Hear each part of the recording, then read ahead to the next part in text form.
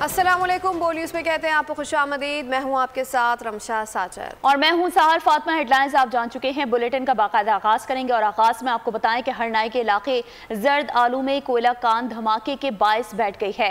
कान से 2 मजदूरों की लाशें और 8 कारकुनों को बहिफाजत निकाल लिया गया। हालत खतरे से बाहर है। Chief mines inspector Balochistan Abdul Ghani का कहना है कि कान में फंसे दीगर 8 कारकुनों को निकालने के लिए रेस्क्यू ऑपरेशन जारी है। वज़ीर आला बलूचिस्तान सरफराज बुगटी ने वाक़े का नोटिस ले लिया है। मुताल्लिक़ हुकाम से वाक़े की फौरी रिपोर्ट तलब कर ली गई। कहा कारकुनों को बाहिफाजत रेस्क्यू करने के लिए तमाम वसाइल बरूए कार लाए जाएं। रेस्क्यू ऑपरेशन में किसी किस्म की कोताही बर्दाश्त नहीं की जाएगी।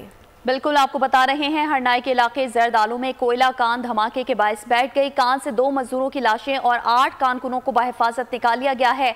हालत खतरे से बाहर है। Chief mines inspector Balochistan Abdul Ghani का कहना है कि कान में फंसे दीगर 8 कारकुनों को निकालने के लिए रेस्क्यू ऑपरेशन इस वक्त जारी है और वज़ीर आला बलूचिस्तान सरफराज बुगटी ने वाक़े का नोटिस ले लिया है। मुतालिका हुकाम से वाक़े की फौरी रिपोर्ट भी तलब कर ली गई। कहा कि कारकुनों को बहिफाजत रेस्क्यू करने के लिए तमाम वसाइल बरोए कार लाए जाएं।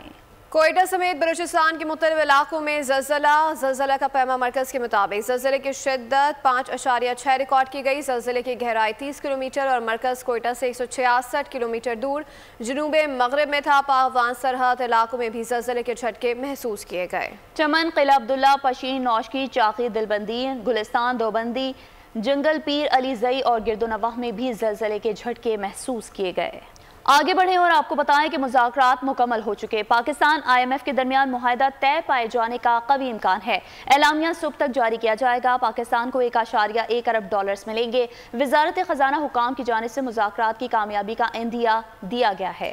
IMF के बयान के बाद वजारत खजाना से बयान जारी किया जाएगा। स्टैंड बाई अरेंजमेंट मुआहिदे के तहत पाकिस्तान को आखिरी किस्त मिलेगी। आखिरी किस्त मिलने के बाद IMF से लॉन्ग टर्म मुआहिदा भी मुतवक्किल है। वज़ीर आज़म शहबाज शरीफ ने वफाकी काबीना का इजलास तलब कर लिया। इजलास में आज सुबह 11 बजे वज़ीर आज़म हाउस में होगा। IMF के साथ मुज़ाकरात पर काबीना को एतमाद में लिया जाएगा। ECC के फैसलों की भी तौसीक की जाएगी। ज़राए के मुताबिक इजलास में मुल्क की मुआशी और सिक्योरिटी सूरत हाल पर गौर किया जाएगा। काबीना इजलास में खत्ते की सूरत हाल पर भी ब्रीफिंग दी जाएगी। वफाकी वज़ीर ख़जाना की अमरीकी सफ़ीर से मुलाकात हुई। डोनाल्ड ब्लूम ने मोहम्मद औरंगज़ेब को वज़ीर ख़जाना का कलमदान संभालने पर मुबारकबाद दी। कहा पाक अमरीका ताल्लुकात मज़ीद मजबूत और मुस्तहकम होंगे। मोहम्मद औरंगज़ेब ने कहा कि हुकूमत मौशी मसाइल से निमटने के लिए मुकम्मल पुरएतमाद है। मुल्क मुआशी चैलेंजेस और मैक्रो इकनॉमिक इस्तेहकाम के लिए मुकम्मल तैयार है। हुकूमत मौजूदा IMF प्रोग्राम को मुकम्मल करने के लिए पुरअज़्म है। पाकिस्तान के साथ मिलकर काम करने को तैयार हैं। तर्जुमान चीनी वजारत खारजा लकी जियान जाओ का कहना है कि चीन पाकिस्तान के साथ दोनों ममालिक के अवाम की बेहतरी के लिए मिलकर काम करने को तैयार है। बामी मुशावरत से तयशुदा मनसूबों में तेजी लाई जाएगी। वज़ीर आज़म शहबाज शरीफ के बयान का खैर मकदम। कहा कि पाक चीन इक़्तिसादी राहदारी अहम मनसूबा है। पोर्ट्स, ट्रांसपोर्ट, तवानाई और सनत के शो में अहम कामयाबियाँ मिली। गुज़श्ता साल CPEC के 10 साल मुकम्मल होने पर जश्न मनाया गया। पाक चीन रहनुमा बाहिमी मुशावरत से CPEC की तरक्की पर इत्तफाक कर चुके। दोनों मालिक के अवाम को फ़ायदा पहुँचाने के लिए पाक चीन इक़्तिसादी राहदारी के अपग्रेड डो रीजन के मुश्तरका तामीर की जाएगी। अमरीकी ऐवान नुमाइंदगान की खारजा अमूर की सब कमेटी में पाकिस्तानी इलेक्शन से मुतालिक समात आज होगी। असिस्टेंट सेक्रेटरी खारजा डोनाल्ड लू कांग्रेस के सवालात के जवाब देंगे। पेशी से मुतालिक बयान जारी। कहा कि पाकिस्तान के हालात और सियासी सूरत हाल को बहुत करीब से जानता हूँ। 31 साल पहले इंतखाबात में तशद्दुद और धमकियों के बावजूद आवाम को वोट डालते देखा। इलेक्शन में बेज़ाब्तगियों पर अमरीकी महकमा खारजा ने वाज़ेह बयान जारी कर दिया।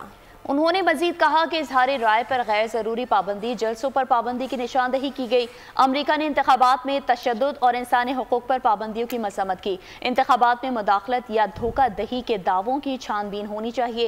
इलेक्शन में जो कुछ हुआ और पाकिस्तान में जो हालात हैं उस पर फिक्रमंद हैं। इंतखाबात से पहले पुलिस, सियासतदानों, सियासी इज्तिमात पर हमले होते रहे। वोटर्स ने 2018 के मुकाबले 50% से ज़ायद खवातीन को मुंतखब किया।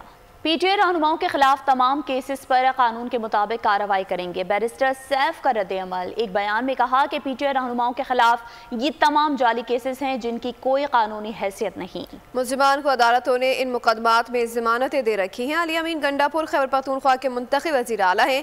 अवाम ने उन पर एतमाद किया। इन मुकदमात से PTI वर्कर्स के हौसले पस्त नहीं होंगे। हम अदालतों के जरिए बाइज्जत तरीके से तमाम मुकदमात में बरी होंगे।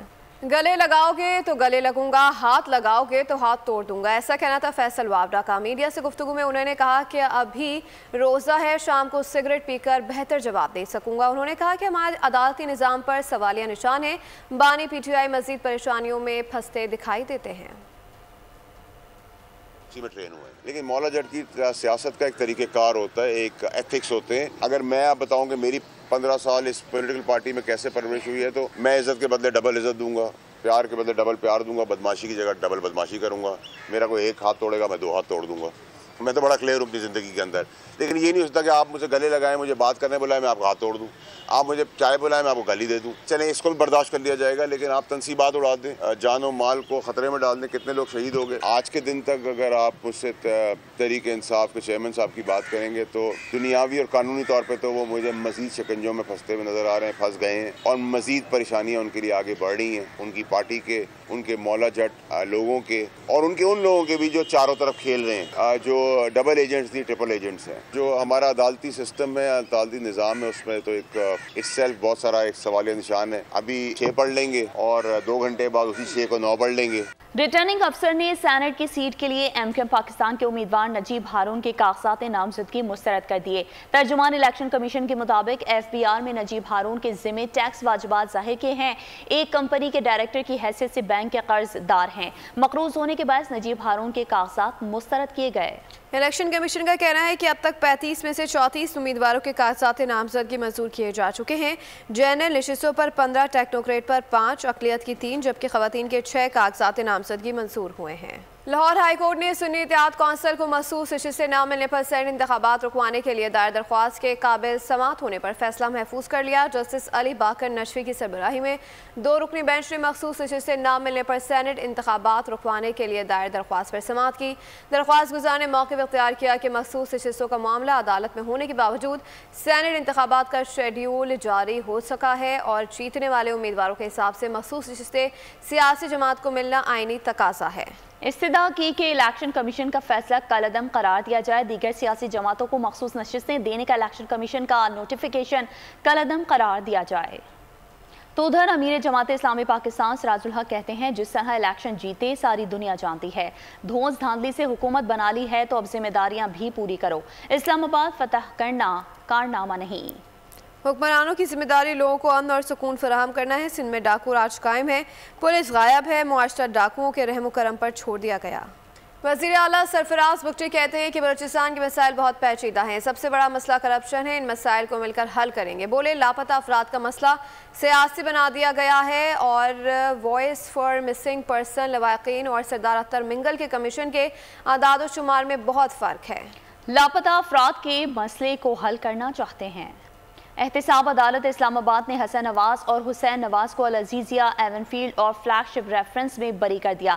डिप्टी प्रोसिक्यूटर नैब ने दलाइल में कहा कि इस केस में सुप्रीम कोर्ट का फैसला रुकावट नहीं है। अदालत इस केस का फैसला कर सकती है। हसन और हुसैन नवाज के केस से मरकजी मुल्जिमान बरी हो चुके हैं और मरियम नवाज की बरियत के खिलाफ हमने अपील दायर नहीं की थी। रावलपिंडी की इंसदाद दहशतगर्दी अदालत ने वज़ीर आला खैबर पख्तूनख्वा के नाकाबिल ज़मानत वारंट गिरफ्तारी जारी कर दिए हैं। 9 मई वाक़यात के इल्ज़ामात में शीरी मज़ारिम, मुराद सईद, मुसर्रत जमशेद चीमा, शिबली फराज के भी नाकाबिल वारंट गिरफ्तारी जारी किए गए। अदालत ने 2 अप्रैल को वज़ीर आला और दीगर अफराद को पेश करने का हुक्म दिया है। मुल्ज़िमान पर 9 मई को तोड़फोड़, तनसीबात और पुलिस पर हमलों का इल्ज़ाम है। सुप्रीम कोर्ट ने 9 मई के 6 मुल्जिमान की दरख्वास्त ज़मानत समात के लिए मुकर्रर कर दी। जस्टिस जमाल मंदोखेल की सरबराही में 3 रुकनी बेंच केस की समात करेगा। जस्टिस एहसन अजहर रिजवी और जस्टिस मुसर्रत हिलाल भी बेंच का हिस्सा है। गुज़श्ता समात पर सुप्रीम कोर्ट ने पंजाब हुकूमत को नोटिस जारी करके केस का रिकॉर्ड तलब किया था। बात करें मौसम की, रमज़ान में कुदरत भी मेहरबान। मुल्क के बालाई इलाकों में आज से बादल बरसने की पेशगोई महकमे मौसमियात ने रोज़ेदारों को खुशखबरी सुना दी। महकमे मौसमियात के मुताबिक मुल्क में बारिश बरसाने वाला एक स्पेल आज से मुल्क में दाखिल हो रहा है। बारिश का ये स्पेल 3 दिन तक जारी रहेगा। अब्र रहमत से बालाई इलाकों और बड़े शहरों के दर्जे हरारत में कमी का इम्कान है। अब्र करम से KP, गिलगित बल्तिस्तान, आज़ाद कश्मीर और पहाड़ी इलाकों के दर्जा हरारत में कमी होगी। महकमा मौसमियात के मुताबिक बलूचिस्तान के सैलाब ज़दा इलाकों में मज़ीद बारिशें नहीं होंगी। कराची में गर्मी की शिद्दत कम हो जाएगी। जुनूब मगरिब से समुद्री हवाएं बहाल होने से दर्जा हरारत में कमी आने लगी। اور اب آپ کو بتائیں کہ وزیراعظم شہباز شریف سے پاکستان میں کویت کے سفیر ناصر عبدالرحمان جاسر المتینی نے ملاقات کی ہے۔ اس موقع پر وزیراعظم کا کہنا تھا کہ پاکستان کویت کے ساتھ تاریخی اور گہرے تعلقات کو اہمیت دیتا ہے۔ وزیراعظم نے امیر کویت سمیت کویتی قیادت کا تہنیتی پیغامات پر شکریہ بھی ادا کیا۔ وزیراعظم شہباز شریف نے امیر کویت کو جلد پاکستان کا دورہ کرنے کی دعوت بھی دی۔ نومبر 2023 میں دونوں ممالک کے درمیان $10 بلین کے ساتھ معاہدوں پر بھی بات چیت ہوئی۔ وفاقی حکومت اور صوبوں کے درمیان اپنی ذمہ داریوں کی آئینی تقسیم کے مطابق مالی اخراجات کو ہم آہنگ کرنے کے لیے SIFC کی کردار ادا کر رہی ہے۔ خصوصی سرمایہ کاری سہولت کونسل کی کوششوں سے وفاقی حکومت کی مالی رکاوٹوں کو دور کرنے میں مدد ملے گی۔ صوبوں کو دستیاب فنڈز کے بہتر استعمال کو یقینی بنایا جائے گا۔ خبروں کے سلسلے کو آگے بڑھائیں اور ابھی آپ کو بتائیں کہ army chief general Syed Asim Munir کا سعودی عرب کا دورہ۔ آرمی چیف کی سعودی ولی عہد شہزادہ محمد بن سلمان سے ملاقات ہوئی۔ ملاقات میں دو طرفہ تعلقات اور باہمی امور پر تبادلہ خیال کیا گیا۔ پاک سعودی اسٹریٹجک تعلقات اور تعاون کو بڑھانے پر اتفاق کیا گیا۔ ملاقات میں سعودی وزیر دفاع شہزادہ خالد بن سلمان بھی شریک تھے۔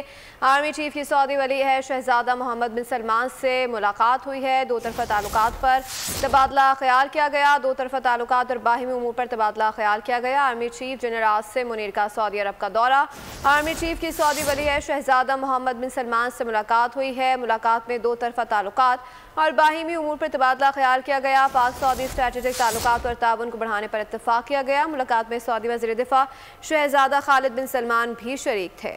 بالکل آپ کو بتا رہے ہیں army chief general Syed Asim Munir کا سعودی عرب کا دورہ۔ آرمی چیف کی سعودی ولی عہد شہزادہ محمد بن سلمان سے ملاقات ہوئی۔ ملاقات میں دو طرفہ تعلقات اور باہمی امور پر تبادلہ خیال کیا گیا۔ پاک سعودی اسٹریٹجک تعلقات اور تعاون کو بڑھانے پر بھی اتفاق کیا گیا۔ ملاقات میں سعودی وزیر دفاع شہزادہ خالد بن سلمان بھی شریک تھے۔ Army chief general Syed Asim Munir کا سعودی عرب کا دورہ ہے۔ آرمی چیف کی سعودی ولی عہد شہزادہ محمد بن سلمان سے ملاقات ہوئی۔ ملاقات میں دو طرفہ تعلقات اور باہمی امور پر تبادلہ خیال کیا گیا۔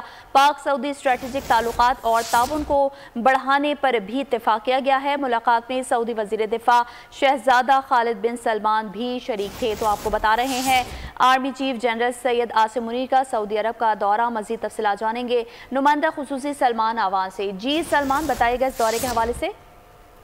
جی بالکل، آرمی چیف کا سعودی عرب کا سرکاری دورہ ہے اور اس حوالے سے ICR نے باضابطہ طور پر تفصیلات جاری کر دی ہیں، جس میں بتایا گیا ہے کہ اس دورے کے اندر ان کی سعودی ولی عہد وزیر اعظم شہزادہ محمد بن سلمان کے ساتھ ایک اہم ترین ملاقات ہوئی ہے۔ اس ملاقات میں باہمی دلچسپی کے امور پر تبادلہ خیال کیا گیا۔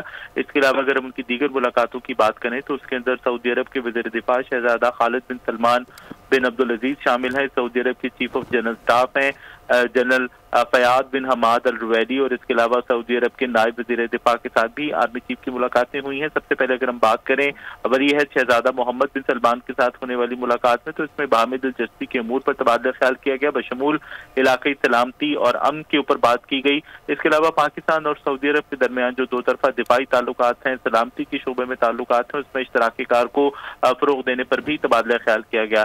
اس موقع پر شہزادہ محمد بن سلمان کا کہنا تھا کہ سعودی عرب پاکستان دونوں ممالک کے بڑے تاریخی، برادرانہ اور بڑے مضبوط تعلقات ہیں، اور وہ چاہتے ہیں کہ مستقبل کے اندر بھی یہ تعلقات فروغ پائیں۔ اور یہ بات بھی بالکل انہوں نے ہائی لائٹ کی کہ پاکستان اور سعودی عرب ہمیشہ ایک دوسرے کے ساتھ جو ہے کڑے وقت کے اندر کھڑے رہے ہیں، اور اس کے علاوہ ان کو کہنا تھا کہ مستقبل میں وہ چاہیں گے کہ پاکستان اور سعودی عرب کے تعلقات مزید فروغ پائیں، اور سعودی عرب انہوں نے یقین دلایا کہ سعودی عرب ہمیشہ پاکستان کے ساتھ کھڑا رہے گا۔ آرمی چیف نے اس موقع پر پاکستان کے لیے نیک تمناؤں اور خواہشات کا اظہار کرنے پر، حمایت کرنے پر پاکستان کی سعودی عرب کی قیادت کے ساتھ اظہار تشکر بھی۔